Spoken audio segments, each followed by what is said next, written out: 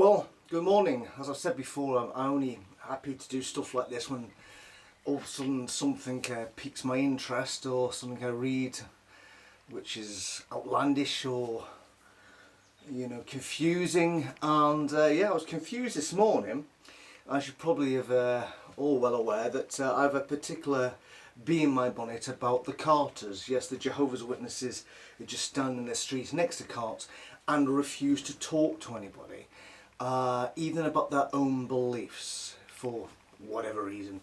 And I just think it's just lazy ministry. Just avoiding actually trying to put in a shift at actually being a minister or preaching, a bit like Lloyd Evans in his attempt to actually do some work. And I have a problem with that, big style, because when I remember all the times that anybody's brought up as a Jehovah's Witness, going back in the past before they invented this thing called carting, that we actually had to go out and do a decent day preaching, going from house to house, from door to door, actually engaging with people, speaking to people. And I've always thought that this carting was just a ridiculous way of just counting your time. However, that no longer even applies, because breaking news adjustment to field service reporting, which you can find on jw.org if you want to go there, on October the 7th 2023, at the annual meeting of the Watchtower Bible and Tract Society of Pennsylvania, the following exciting, this is bizarre, exciting announcement was made. Beginning November the 1st 2023, so in other words, that's about 3 weeks away, congregation publishers will no longer be asked to report the amount of time they spend in the ministry, nor will publishers be asked to report their placements, the videos they show, or return visits. Now, so if you're not going to be publishing the figures, how are they called publishers anymore? If you're not going to be publishing the amount of hours they spend in the ministry, the return visits, or the things that they place, or videos they watch. I didn't even know that they did that. They actually say, I just showed this video to Jimmy or whatever it is, and that counts as something or other. If you're not going to publish those figures because you no longer need to record them, how in the world can you refer to these Jehovah's Witnesses as publishers of the good news, because you're not actually publishing what they did? Get your head around that one. It says, instead the field service report will simply have a box that allows each publisher to indicate that he or she shared in any form with the ministry during the month. So this is going to be this wee box. Did you share in any form of the ministry this month? Yes, you know what I mean? That's it. That is it. That's all you need to do from now on. Isn't it funny? Just one little box to show that you as a publisher actually, and it could have been anything. It could have been a minute long. It could have been 10 hours. It doesn't really matter. But that one instance of you sharing in the ministry, however brief, counts as you as you're taking part in this global preaching campaign. And as a publisher, even though those figures aren't actually published. Oh. There will be one more box where publishers can report the number of different Bible studies they conduct. Well, as we know, how many actually Jehovah's Witnesses individually conduct Bible studies anyway? How many of them do? Obviously ones may say, yeah, I do Bible study. Who's that with? Oh, with my children. Force hostages. Right, kids, today, put down your tablets, put down your phones, turn off the TV. Oh no! Yes, we're going to do a Bible study. So yes, obviously there'll be ones like that, but out of all the rest of them, because I've said this before, in the case of the Carters, how many people engaging with the Carters actually start a Bible study? Because of course the Carters don't engage with the people, and it's really up to the people to engage with the Carters, and so their potential Bible study threshold must be down because you don't engage with people. However, this doesn't apply to missionaries, circular overseers and their wives, special pioneers, regular pioneers and auxiliary pioneers, who will continue to report the number of hours they spend in the ministry along with a number of different Bible studies they conduct. It doesn't seem as though they even report return visits or publications. Further information about this adjustment will be provided in all congregations in the coming weeks. So there you have it. There you have it. My moan and groan that the Carters, that by just standing there doing nothing was a easy way of counting your time. But now they don't even have to count that time. They just have to tick a box to say that some point during that month that they did something preachy wise. Whether it was just it doesn't matter. It could be a minute or 100 hours. It doesn't matter. And when you think about when we were witnesses, that sometimes at the end of the month you used to be embarrassed that for the amount of hours you spent in. There used to be one phrase that used to be coined that so and so and so was a pussycat publisher, meaning that they'd gone on the service that week and they'd done me hour. And that's it. So you're made to feel bad if you couldn't do as much as other people. But now of course you just tick this box to say, yes, I did. And nobody come, again, that thing where elders would then come up to you and say, Brother Terry, yes, a little bit concerned, Brother Terry, that just looking at your last 2 months of field service report, that you've actually only done 3 hours and you've only placed, 3 magazines and you've done no return visits. We're not too concerned about you having no Bible studies because who has them anyway?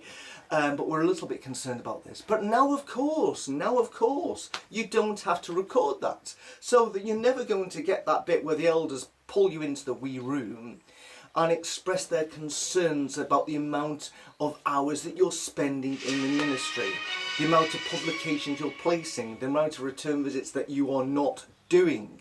That's all gone. As I said before about this whole organisation now is completely different to the one that I was brought up with. It seems so much more easier now to be a Jehovah's Witness. It's dead. You don't have to go to meetings. You can be at home and just Zoom and say, not very well tonight. And you can just do it that way. You can go out on the street and not speak to anybody. And when somebody comes up to you and asks you to explain your beliefs, you just then say, can I just guide you to jw.org? No, can I just guide you to jw.org? How easy is that? When we, who used to actually go to people's doors and chapter doors, and we never ever knew who was behind, at least when people are with your street witnessing, you can choose. When we used to do street witnessing, and approach people go, oh, he looks a bit dodgy. But when you chap a door, you do not know who's going to open that door behind you and what you're going to be confronted with. But it was all part of the global preaching work and the house-to-house work that we were told that we would have to do. But now, of course, you don't have to do that. You can literally stand on the street, speak to nobody, place nothing, and at the end of the month, you just have to tick a little box to say that you did something that month, and you could have only been there for 5 minutes for the whole of the month. But your efforts, you just counted just as much as somebody who spends, like 2, 4, 6, 8, 16 hours that month doing the same thing.